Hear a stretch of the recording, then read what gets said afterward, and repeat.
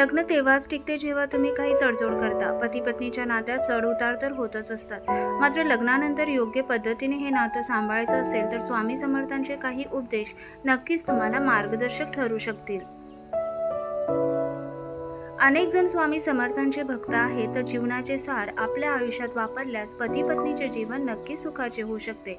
स्वामींनी केलेले उपदेश या आयुष्यात जर आचरणात आणले तर संसार नक्कीच सुखाचा होईल. पती आणि पत्नी हे एक समान असतात. संसाराचा गाडा नीट सावरायचा असेल तर दोघांकडे अहंकार आणि मीपणा असून चालत नाही.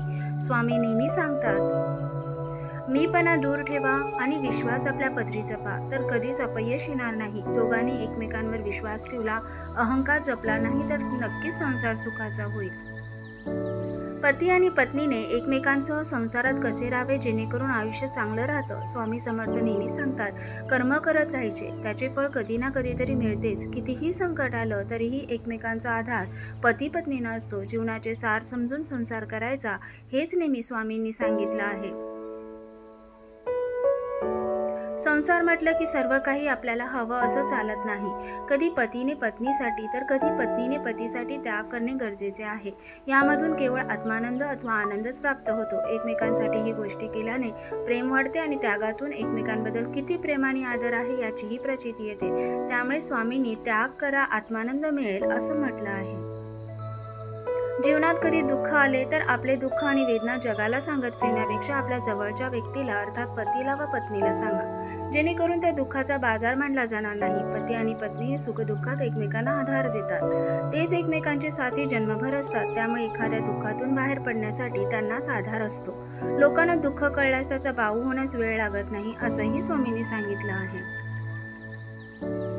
स्वामींनी आपल्या उपदेशात सांगितले आहे की काळजी करणारी माणसं मिळायला भाग्य लागतं, पण अशी माणसं आपल्याला मिळाली आहेत हे समजायला भाग्य लागतं.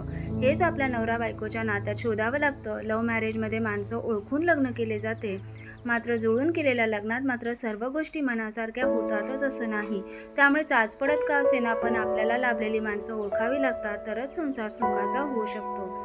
संसाराच्या रहाटगाड्यात अडचणी या येतच राहणार, पण स्वामी सांगतात तसं पती पत्नीने आपल्या गाठीशी हे वाक्य बांधून घ्यावे, अडचणी या आयुष्यात नव्हे तर मनात असतात.